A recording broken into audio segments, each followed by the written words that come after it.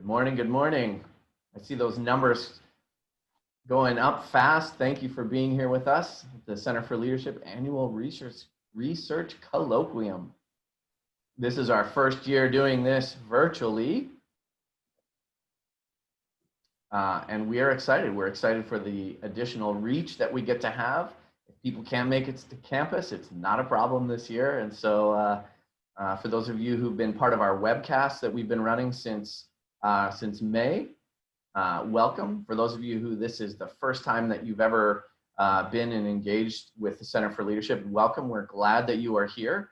We have all kinds of other ways that you can engage with us that I will briefly talk about too, but we're excited here to dig into the annual Leadership Research Colloquium. This is now in its 9th year, and we have had a fantastic opportunity to welcome phenomenal scholars from FIU, from the community of Florida, and really even also from across the nation and really even globally as well. We've had scholars come from as far away as Hong Kong to present, and we're excited that you are here with us today. And we've got some fantastic, really interesting topics and two fantastic scholars here with us this morning.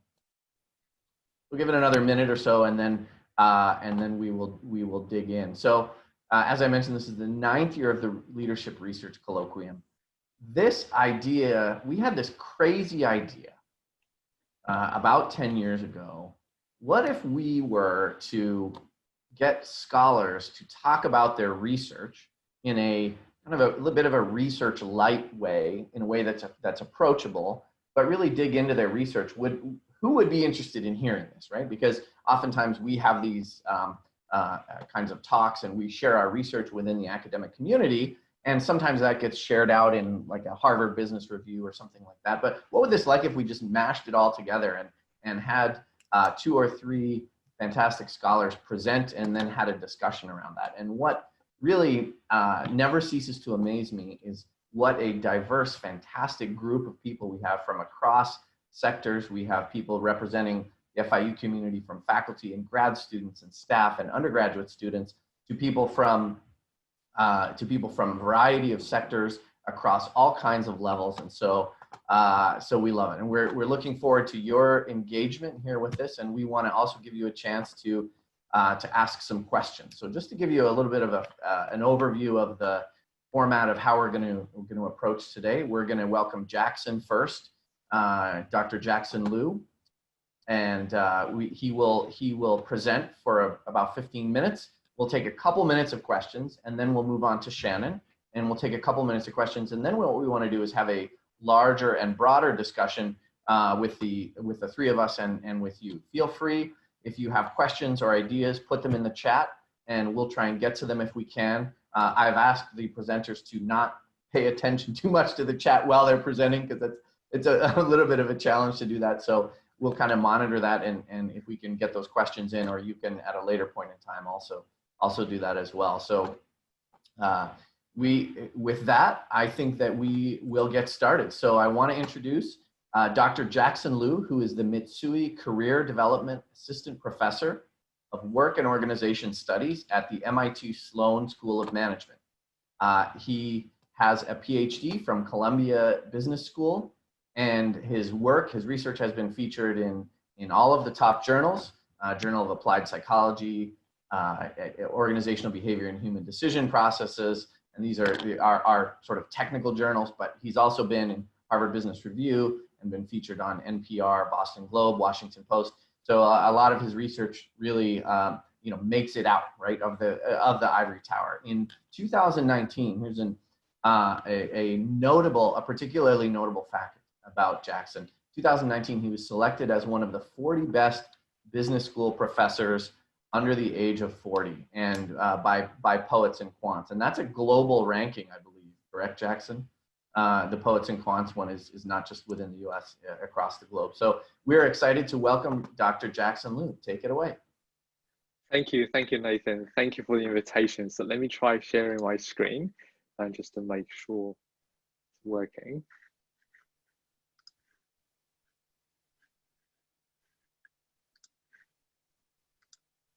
Can you see my screen? Yep. Yes, we can. Okay, excellent. So let's get started. So today we're going to talk about the bamboo ceiling. As some of you know, Asians are commonly known as the model minority in the United States. There's a running joke where it said, I must get an A because I'm an Asian, not a Bayesian. Indeed, on average, Asians have the highest educational attainment in the United States. If you look at the percentage of Asians with bachelor's degrees or above. And researchers consistently found that all Asian subgroups, that is East Asian, South Asian, Southeast Asians, they outperform other groups academically. Relatedly, they also have the highest median income in the United States and the lowest unemployment rate. So because of their overachievement, if you would say, sometimes when I talk about this research, the audience will say, well, aren't Asians doing just fine? Why do we need to allocate extra attention to them, right? But if Asians are the model minority doing so well in the United States, you would expect them to overly represent in leadership positions in the United States. But my question for you is, can you think of any prominent Asian leaders? In fact, I think because Asians are believed to be doing just fine, their challenges have received limited attention from scholars and practitioners alike. In contrast, the vast amount of research on the glass ceiling faced by women, there's very little research on the bamboo ceiling faced by Asians. It's called the bamboo ceiling because bamboo has the largest areas in South Asia and East Asia, and obviously has important cultural prominence. So recently, scholars and practitioners, mostly practitioners, have started noticing this issue of bamboo ceiling. For example, on the Wall Street, you see a lot of Asians at the professional employee level, but there are very few Asians at the executive level. Similarly, in US law firms, whereas 11% of the associates are Asians, only 3% of the partners are. In fact, Asians, they have the lowest partner to associate ratio in law firms.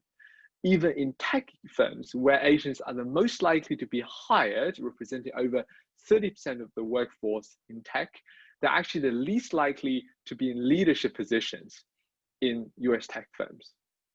But the issue is all these statistics, they tend to lump together all Asian subgroups as a single monolithic group. So the scope of the bamboo ceiling really remains unclear. And all the statistics I showed you earlier, they're mostly descriptive. So we don't really understand the reasons, the mechanisms behind this bamboo ceiling. So therefore, our research, which was published earlier this year in the Proceedings of National Academy of Sciences, is the first to systematically explore the scope and the mechanism of the bamboo ceiling. What we did is that we systematically compared the two largest Asian subgroups in the United States, East Asians and South Asians. If you think about it, there are actually a lot of prominent South Asian CEOs in the United States, right? The CEO of Google, Microsoft, Adobe, Pepsi, IBM, MasterCard, they've all been South Asians. But on the other hand, you might have a very difficult time thinking of any East Asian leaders. So in terms of the potential mechanism of the bamboo ceiling, we interviewed a lot of people, diversity officers, leaders, employees, which led us to examine three potential mechanisms: intergroup, intrapersonal, or interpersonal. I'll talk about each of them one by one. So prejudice, motivation, or assertiveness, while controlling for important control variables such as, for example, are you born in the United States or abroad, or English fluency? Because you might imagine, well, is it just English fluency that's driving the issue? As you will see, that's not the case. So let's talk about the potential mechanisms one by one. The first mechanism, or perhaps an intuitive one, is prejudice, which is defined as the antipathy toward a social group. As many of you know, prejudice, there's a lot of research showing prejudice, explicit or implicit, towards non-white in the United States, including towards Asians. But what about prejudice faced by East Asians versus South Asians? In fact, anecdotally, South Asians might experience more prejudice than East Asians. For example, after 9/11, there was a lot of implicit or explicit prejudice towards South Asians because of their, for example, skin color or physical resemblance with Middle Easterners. So it seems South Asians are able to transcend the bamboo ceiling despite facing more prejudice than East Asians. If that's the case, then prejudice would unlikely be the main reason for the bamboo ceiling. So the second potential mechanism is motivation. Right? As I showed you earlier, all Asian subgroups, they seem to outperform other groups academically. But what about motivation in the workplace? It turns out there's been mixed perspectives. On the one hand, Asians are more likely to agree with statements such as most people who want to get ahead can make it if they're willing to work hard.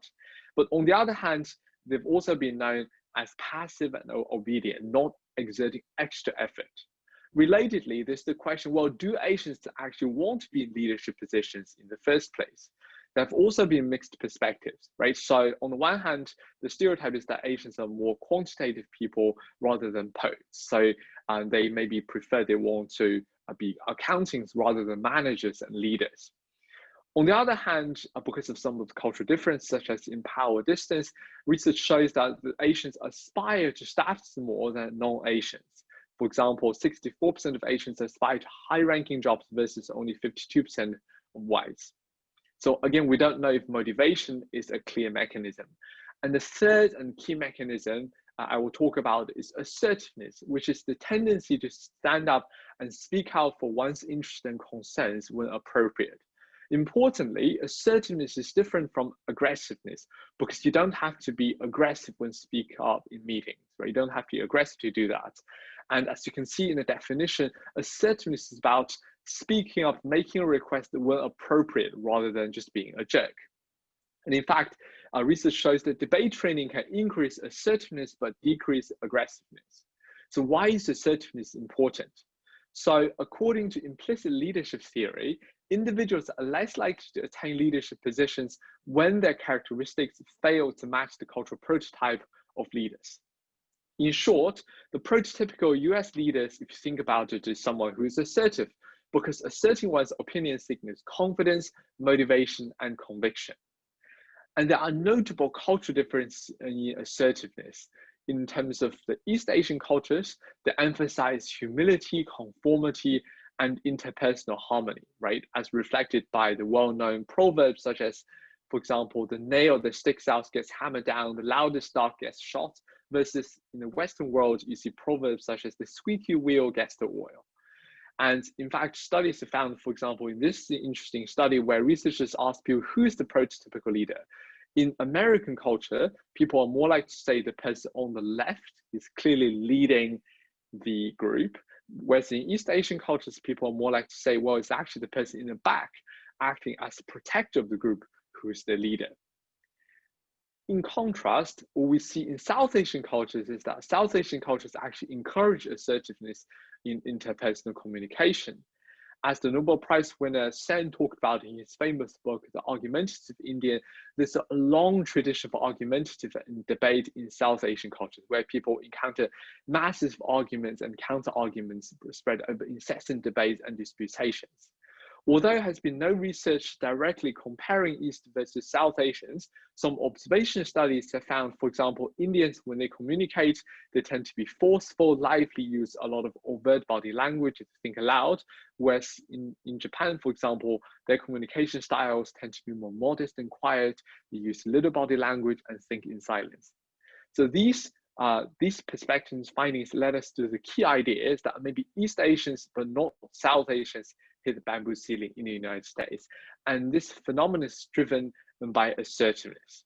So to test this key idea, we conducted a series of 9 studies, and due to time limit, I will focus on 3 studies today. And the key findings here is that 1, East Asians, but not South Asians, hit the bamboo ceiling in the United States, partly because East Asians communicate less assertively.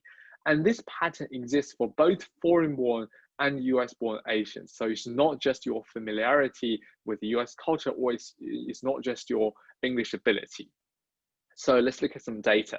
In study 1, we look at the archival data from 2010 to 2017. We looked at S&P 500 US companies, where we just tallied East Asian, South Asian, and white CEOs based on their biography, right? So I'll give you one example. For example, in year 2017, there were only 3 East Asian CEOs in the entire S&P 500 CEOs, despite their academic achievement and so on. You probably have never heard of any of these people.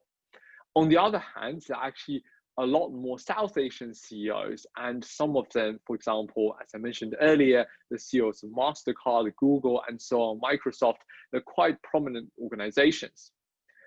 And you see this pattern across all the years from 2010 to 2017. And the effects are robust if we look at a broader sample of 1,500 large cap US companies, S&P 5,000, 1,500 plus companies, you see the same pattern. What's also interesting is that the discrepancy is even greater when we accounted for population, because in the United States, the East Asian population is about 1.6 times larger than the South Asian population, right? What's also interesting is you see that South Asians also outperform the whites in terms of the CEO leadership representation. So in summary, what we see is that at the highest level of US corporate leadership, East Asians underperformed, where South Asians actually outperformed whites. So in study 2, we decided to examine senior leadership positions in large US companies more broadly. So not just the highest and most visible business leaders, but more broadly. In addition, we tested the 2 potential mechanisms I mentioned earlier, assertiveness and motivation. So we conducted a field survey on Asian employees in actual S&P 500 level companies, thanks to a nonprofit organization. And these 16 companies represented diverse industries from tech to energy to finance and so on. So we recruited about 900 East Asians and about 800 South Asians who identified the United States as the primary work location. And the key measure of leadership attainment is whether or not they currently occupied a senior executive leadership position. So the 2 potential mechanisms, we measured assertiveness as, for example, I speak up and share my views when it's appropriate. I'm willing to engage in constructive interpersonal confrontations. And for work motivation, we used measures such as I try to work as hard as possible. I intentionally expend extra effort in carrying out my job. And we also measured a bunch of control variables such as US-born, tenure at the company, or English fluency, and so on. So what we see, jumping to the results, is that indeed, as hypothesized, you see a much higher percentage of South Asian executive or senior leaders compared to East Asians. And importantly, the pattern existed for both foreign-born East Asians versus foreign-born South Asians, and also US-born East Asians versus US-born South Asians, suggesting it's not just a language issue, for example.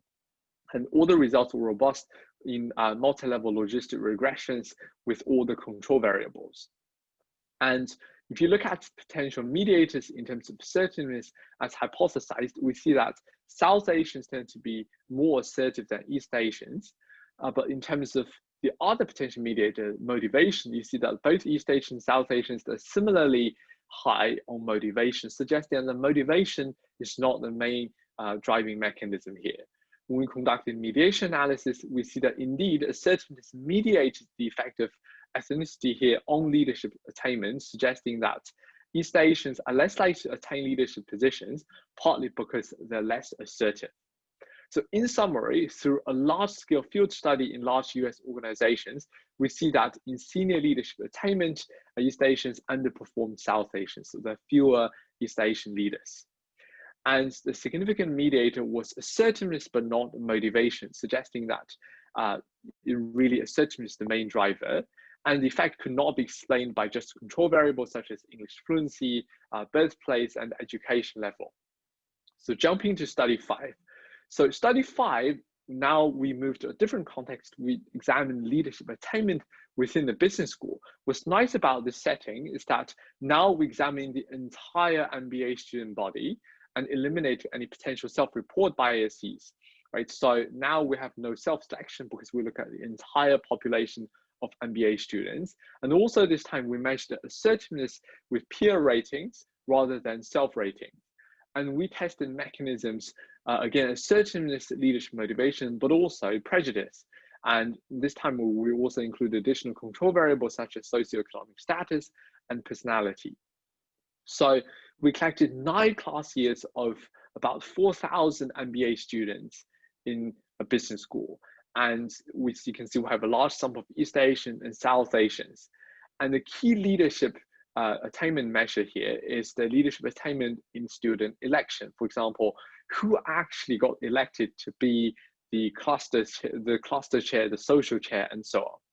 And as I mentioned, this time we measured assertiveness with other ratings where student was anonymously rated by their classmates, right? With the similar measures, for example, X speaks up and shares their own views when appropriate, and so on. And we included control variables such as age, gender, socioeconomic status, and Big Five personality.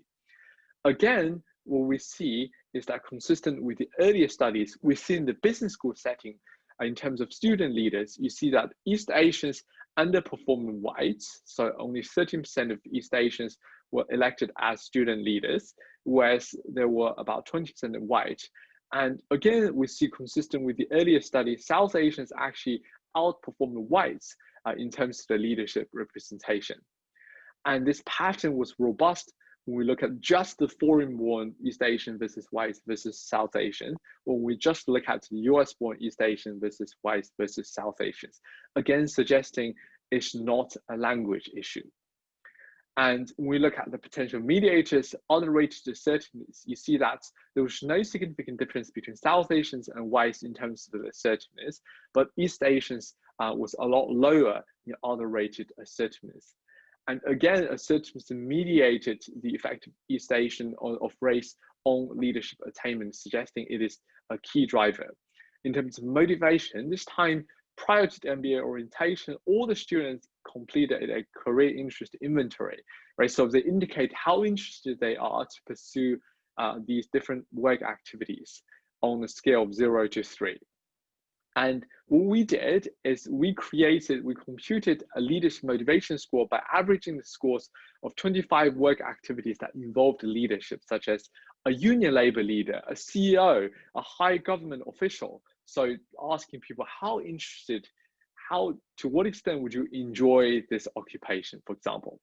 What we see is that across the 3 groups, there was no significant difference. So everyone was equally interested in these leadership positions, suggesting that motivation, again, is not a meaningful or a significant mediator here.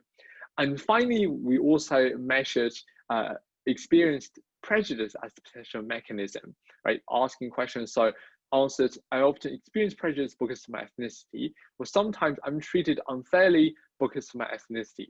So you see is that obviously, and not surprisingly, whites experience the lowest prejudice and Black the highest. But what you also see is that East Asians experienced lower prejudice than South Asians. So South Asians actually experience more prejudice, suggesting that prejudice is not the main mechanism because South Asians are able to transcend the glass ceiling, the bamboo ceiling, despite experiencing greater prejudice.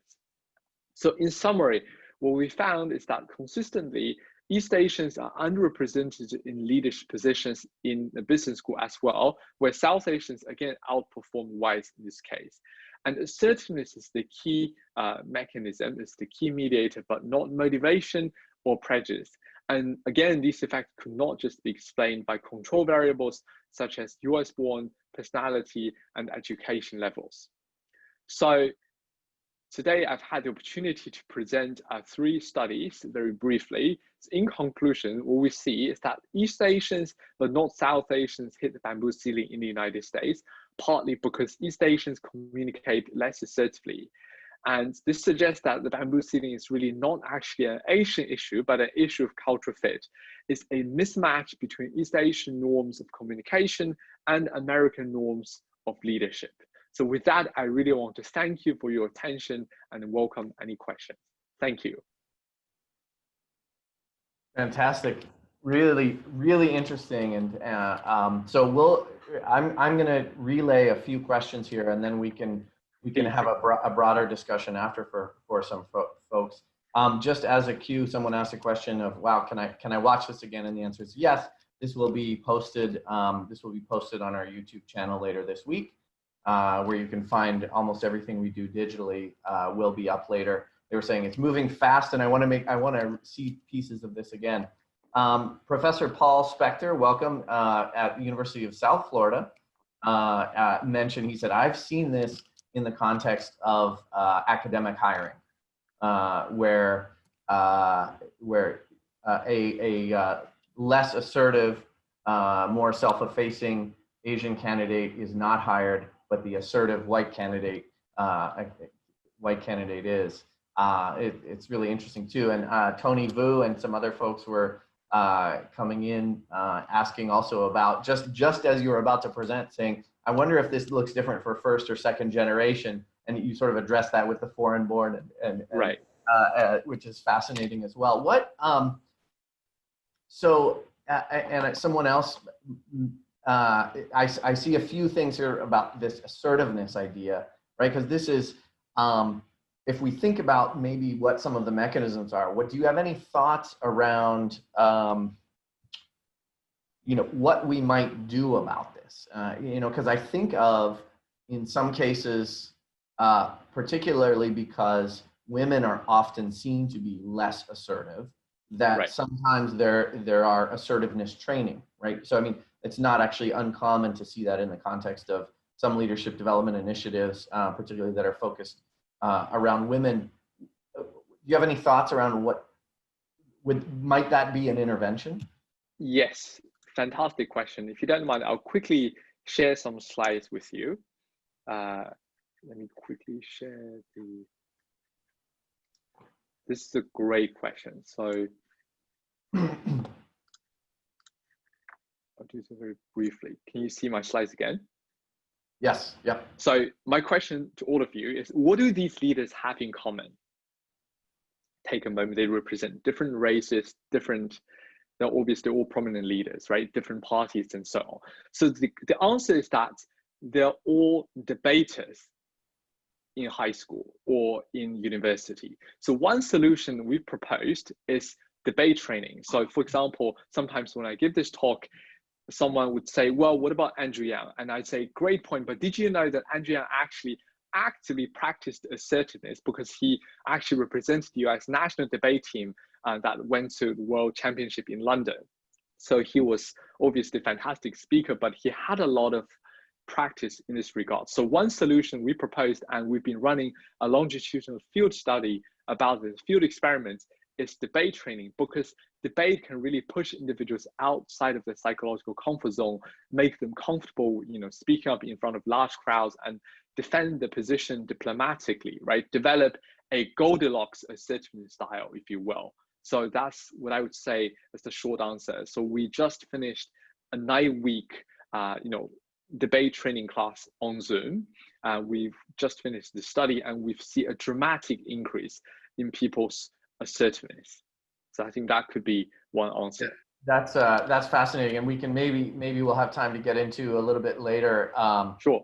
Around the differences between and this is one that's been actually talked about. Adam Grant has some great work on this, of the difference between sort of being assertive and pushy, right? Because right, the idea of being, there's this delicate line of being bossy, but there's also so that's one issue. But speaking up and speaking up early, we know that's a huge predictor of being seen as a leader, is how often people talk, right? And how soon you talk. And so people who are more hesitant to jump in have a hard time being seen as a leader by other people. That's one of the things. So I see a bunch of other great questions and comments. So maybe while we move over to Shannon, you can take a look at those, and maybe we can cherry pick some of those to address. But thank you very much, Jackson. Thank you, everyone. Thanks, Nathan. So fantastic. There's so much to chew on. I think, to me, one of the things that's so interesting is that we often don't. This is a bias that we, and Jackson and I were talking before. This is a set of sort of perceptual biases and/or instances of maybe unequal unequal outcomes that we need to explore, that many people aren't aware of, right? Like you said at the beginning and intro. I think it's fascinating to think of all the different ways and what the mechanisms are, and that's really important, because then we can do something about it. So really fascinating. Thank you. It is my pleasure to, we're going to shift gears here and talk about toxic leadership. And it's my pleasure to introduce Dr. Shannon Taylor. And he is, I couldn't remember how many years he had been at UCF before, and he said he's been there actually 8 years. And so it's my pleasure to introduce him. He holds a BS in finance from Bradley University and a PhD from Louisiana State. His research, just like Jackson's, has appeared in basically all of the top journals in our field: Journal of Applied Psychology, Organization Science, Academy of Management Review. He also has been featured on BBC, Wall Street Journal, NPR, and also sits on editorial boards, just as Jackson does as well. So it's my pleasure to introduce Dr. Shannon Taylor. Take it away. All right, thank you, Nathan, for that introduction. And thanks everybody for attending. I'm really excited here to speak with you about toxic leaders. I'm gonna share my screen here. Okay, does that, Nathan, can you see that all right? Yes, yeah. Great, so thanks again, and welcome everybody. I am going to talk to you about toxic leaders, address some questions I'm often asked about them, perhaps correct a few preconceived notions we have about them, and do my best to offer some science-backed recommendations about how to deal with them. Before I get started though, it's important to note that this idea of toxic leadership goes by a lot of different names. It's studied in a wide variety of disciplines, not just in management and psychology, but also in education, in nursing, and other health fields, and sociology, and so on. And in management and the applied psychology literatures, the term that's often used to refer to toxic leaders and toxic leadership is abusive supervision. And this refers to sort of all the terrible behaviors you might expect from a boss, except for physical violence, right? That's sort of its own separate problem and research area. So abusive supervisors do things like ridicule, insult, belittle their employees. They, make fun of them. They take credit for their ideas. They blame them for their mistakes, and so on. And when I tell people what I study, I'm often, I'm met with this response: well, you should come to my organization, and because I have a great case study for you. And I think all of us can relate because we know of people who fit this description. But abusive supervision isn't as common as many people might expect. I know estimates are hard to come by, but the best data available suggests that only about 1 in 10 employees work for an abusive supervisor. Now, this number is much higher if you ask people if they've ever worked for a toxic leader or if they've seen one in action. But just because abusive supervisors are fairly rare doesn't mean that they don't do a lot of damage. So I'm just going to tick through a list of all the negative consequences, or many of them at least, that abusive supervisors wreak on their organization. So, for example, people who experience this type of abuse or mistreatment from their boss are less satisfied and engaged with their jobs. They are less committed to their employers. They report poorer physical and mental health. They perform worse on their jobs. They help their coworkers less often, and they're more likely to act out, do things like steal or retaliate. And in addition to all of these terrible effects that occur in the workplace, research also shows that the effects of toxic leaders can spill over to affect employees' home lives. So in a study I conducted a few years ago, my colleagues and I found that employees who were abused by their bosses at work were more likely to be abusive towards family members at home. And we found that this occurs in large part because abused employees don't sleep well. And sleep provides us with the rest and energy we need to regulate our thoughts and our behaviors. And so when we realized that these toxic leaders can have really harmful effects on our brains and our bodies, we wondered what might employees be able to do to mitigate these negative consequences. And we found that not every employee in our sample brought this abusive behavior home with them. What we found is that those who engage in high levels of physical activity were more resistant to these stressful effects of their toxic leaders. And in particular, well, so to give you an idea of how we found this, let me just sort of briefly explain the study. So we brought participants, these people to our lab, And we asked them to complete a survey, asking them about their interactions with their boss and their sleep and exercise habits. And then we had our lab technician fit them with an actigraph, which is a lot like an Apple Watch or a Fitbit, but it's way more sciencey and way less stylish. And so off they go out in the world wearing this thing for a week. It's tracking their movements and their sleep activity. At the end of the week, they come back to our lab, they return the device, fill out another survey, and then we send a survey to their spouse or another adult member of their household. And unbeknownst to our participants, we asked their spouse or cohabitant to report on that person's behaviors during the week. So just how much exercise made a difference. We found that employees who recorded just over 10,000 steps a day were more resistant to these harmful effects of their toxic leaders than people who recorded fewer steps. Now, for context, the average American takes only about 6,000 steps a day. We also found that burning an extra 600 calories a day has the same impact. Now, for the average American male, you can accomplish this with a 60-minute swim or a 90-minute walk. Now, all of this is to say that toxic leaders have all sorts of negative effects on employees' attitudes, health, and performance and behaviors at work.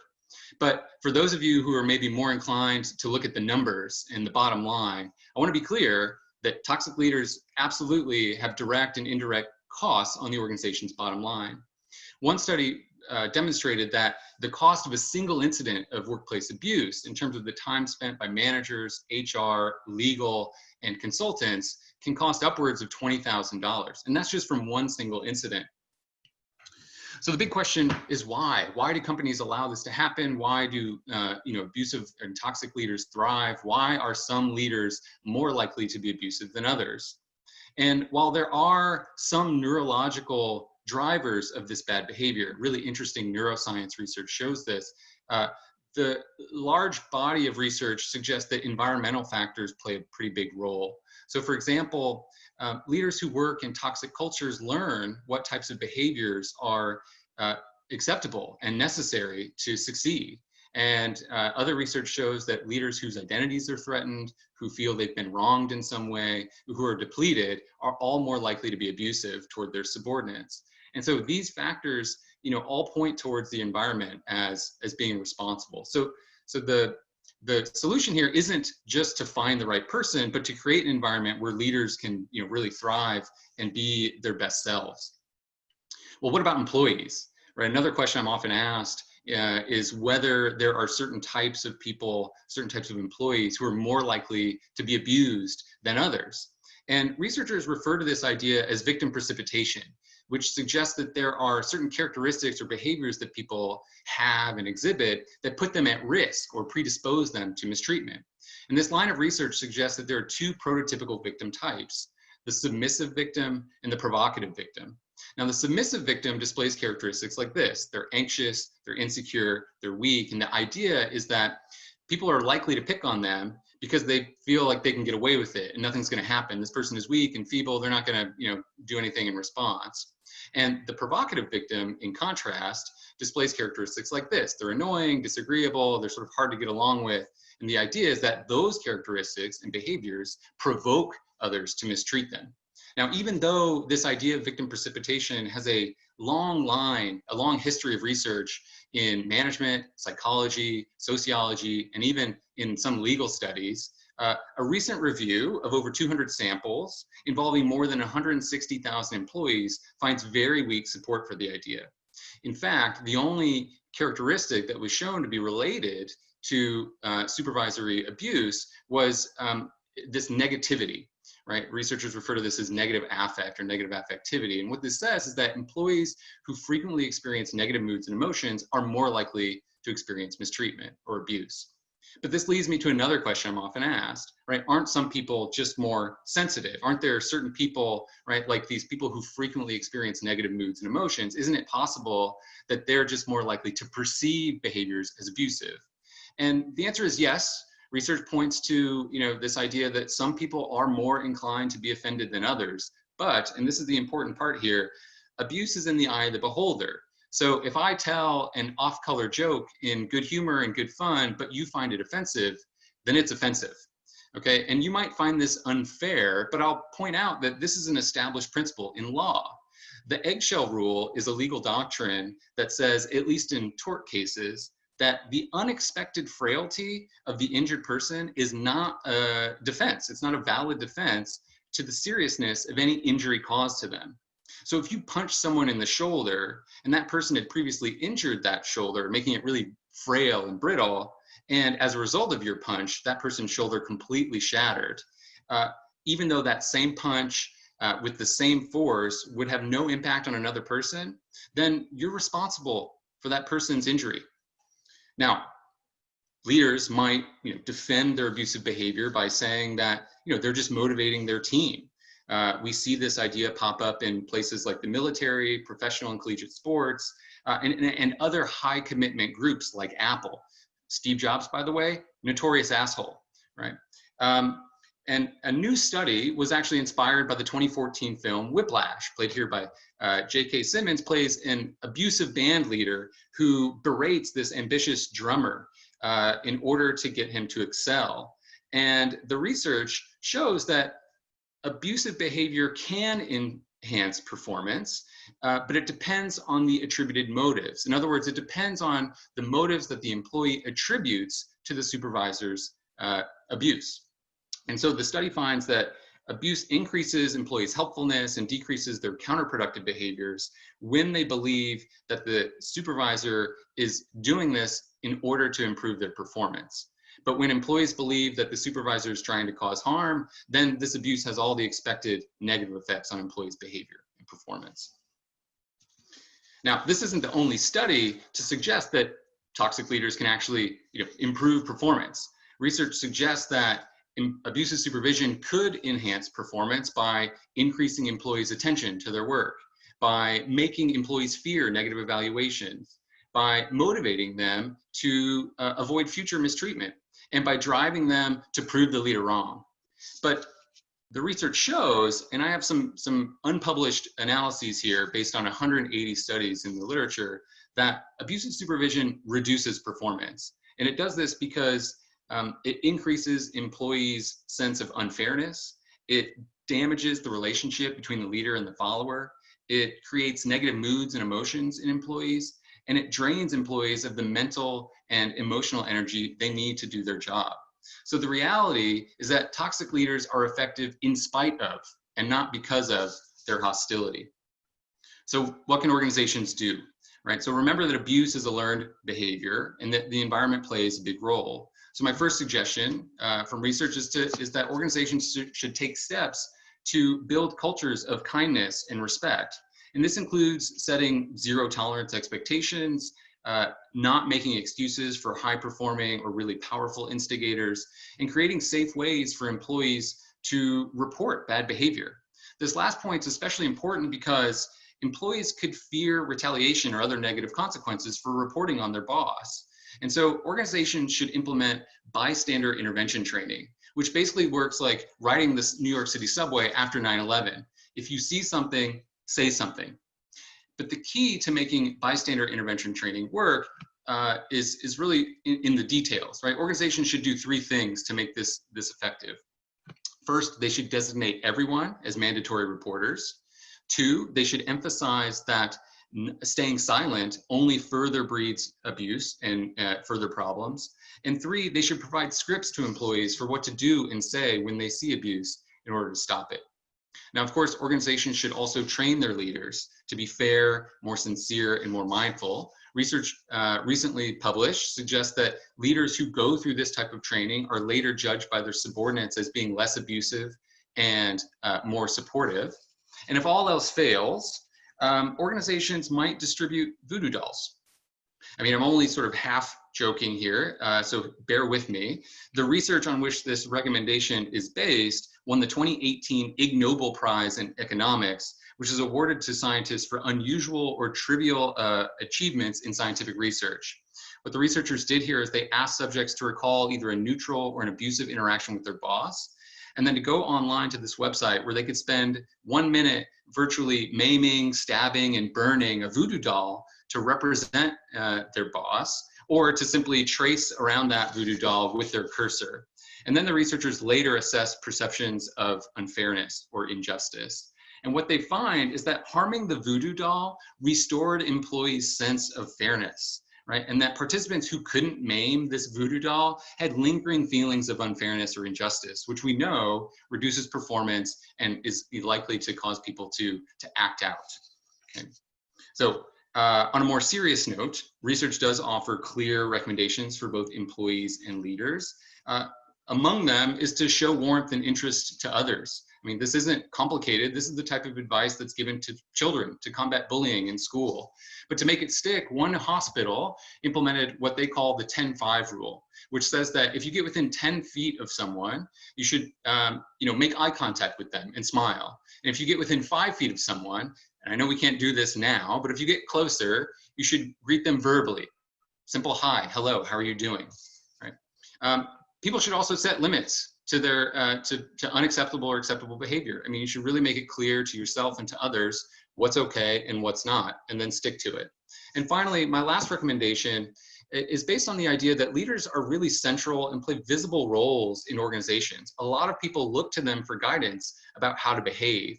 And so leaders should act as positive role models, and even if, and especially if, they don't have one themselves. Right? So if you work for a toxic leader who isn't giving you much advice or guidance in terms of how to be a good boss to your own team, right?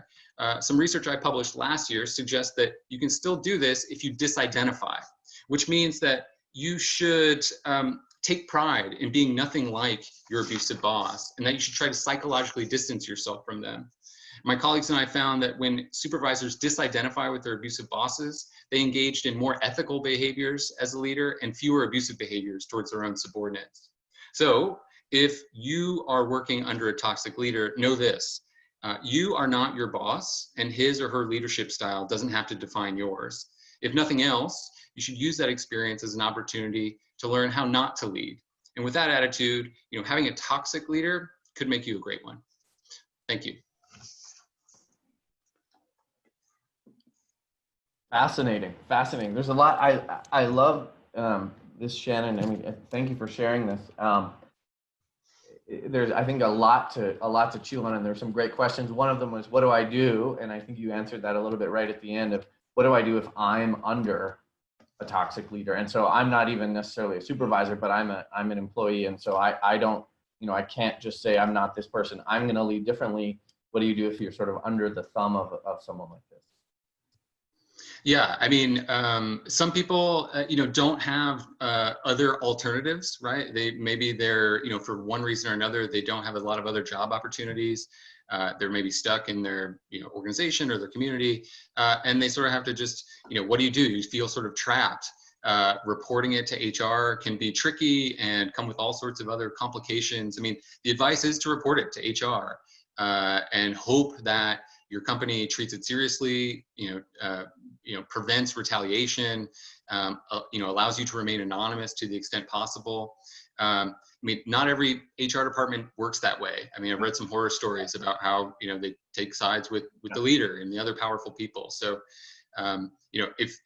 if that's the case, I mean, you have to get out, right? You have to leave, you have to quit, and you have to go somewhere else to work. Yeah, and it's fascinating. And I also think of, and I wonder about people who are, like you said, they don't have a lot of options, people who are in vulnerable positions, people who may be in very low status positions, where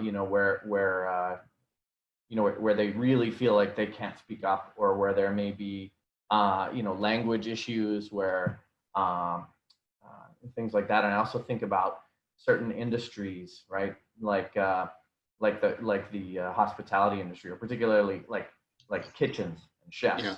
Yeah. Right, as being, we had a lecture by one of the celebrity chefs of Miami, Michelle Bernstein, and she talked about the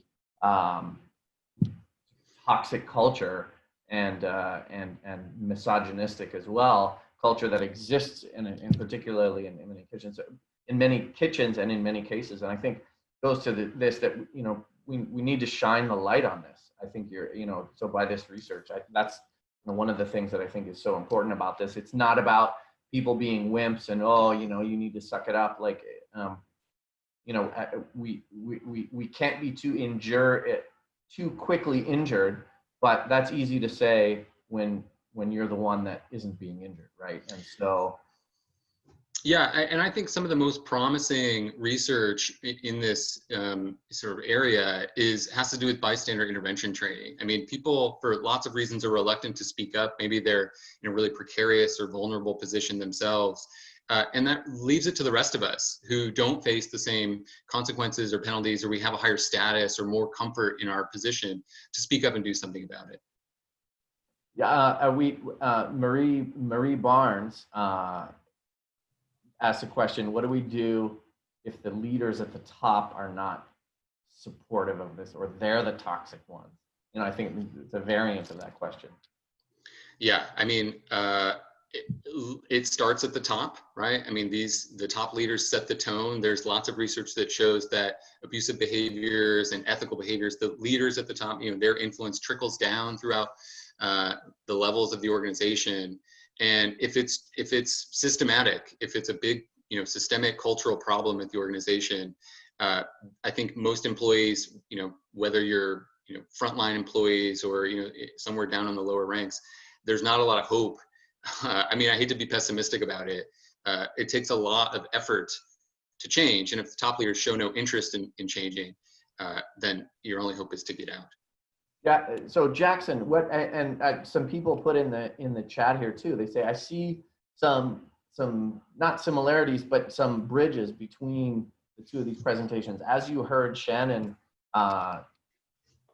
presenting, did you have any sort of thoughts or ideas, or tell us what you're thinking? Let me think. So first of all, amazing presentation. I really enjoyed it, learned about a lot of interesting information. So obviously, while Shannon was talking, I was thinking about how, for example, the bamboo ceiling phenomenon like relates to this, right? What if, for example, you have East Asian employees with a toxic leader? What can they do?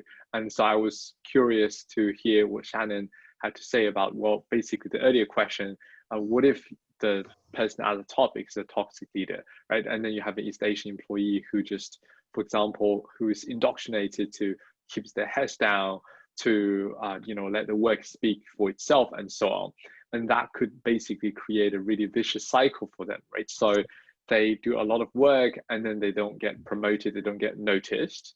That could be a really you know, interesting issue. So I think one thing to look at is how different groups could be affected differentially by similar levels of toxic leadership. Yeah, yeah.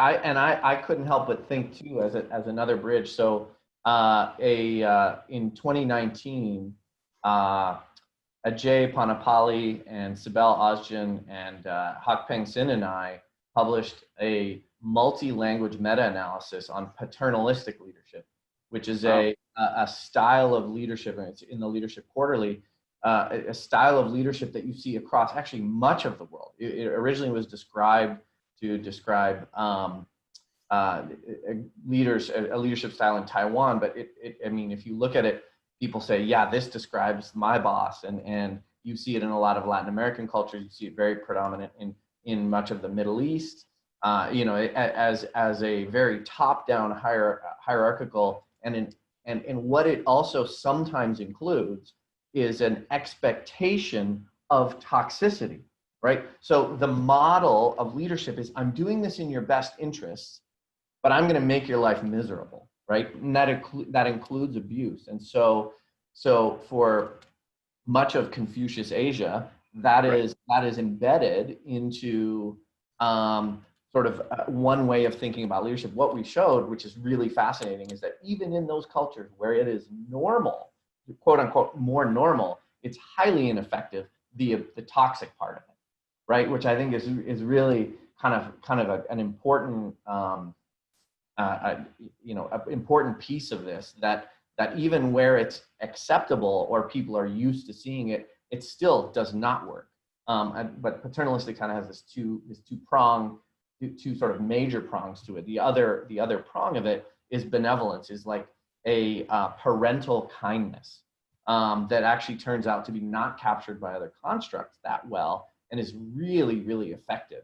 And so I think if we think about in a COVID era, connecting with people and showing true kindness as a leader and benevolence and really caring about people, that that humanity part of it is I think particularly vital in the context of COVID. Anyway, so I was just, that to me, that's what I was thinking about as kind of a bridge to this. So a few people are mentioning bystander leadership programs that may, that at FIU and a lot of different organizations offer. Have you received any, so what is has there been any pushback? This question for both of you, has there been any pushback or what are some of the things that you hear people say, yeah, but as it relates to either presenting your research or as you kind of thought about this, just kind of curious from a I guess from multiple perspectives, what that looks like. I'm happy to chime in. So one reaction I often get is, okay, it's a cultural problem, it's a big structural problem. That's really hard to fix. It takes lots of money, takes lots of time, takes lots of commitment and buy-in from the top. Like how's this even achievable? And there are some large-scale interventions that work, and they've been published and sort of validated, shown to reduce mistreatment in organizations. They take 6 months. They have facilitators, training, doing workshops, and things. But those big programs are beyond the reach of many organizations. I mean, especially small and mid-sized companies where these things can, it only takes a few people to really make this a big problem. And some research I have, it's like hot off the presses. We find that a gratitude journaling intervention can reduce bad behavior, can reduce uncivil behavior, gossiping behavior, avoidance, ostracism types of behavior. So we had people, spend a few minutes each day jotting down the things and events and people they're grateful for in their lives. And we find that the people who engage in this practice are rated by their coworkers as being less of a jerk over time. I mean, this is, Wow. this is a much simpler, cheaper alternative. And there's other research, again, that just came out that shows a similar sort of intervention having to do with mindfulness can have similar effects. So, so for small and mid-sized companies that can't, afford these really big, expensive interventions, there are smaller, more manageable ways to do it too.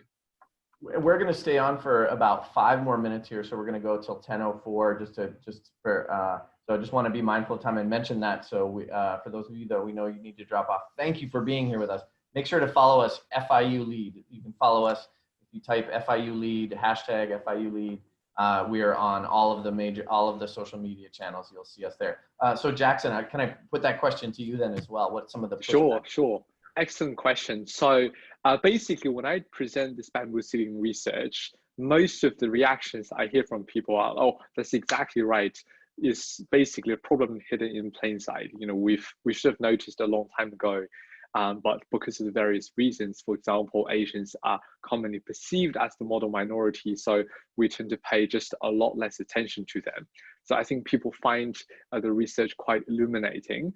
And then the most common question is actually the one you asked, Nathan, earlier about, so what can we do about it, right? So which is why we're now doing this field experiments, longitudinal field experiment to see, or can we use debate training to, for example, increase assertiveness and thereby increase their leadership attainment over time. So we're planning for this field experiment to be a 10-year field experiment, really track these individuals over time. So what we did is, so we had about 600 people interested in our debate training class, but we basically gave them a lottery. So randomly assigned half of them to actually receive this debate training for 9 weeks, every Saturday over Zoom, obviously.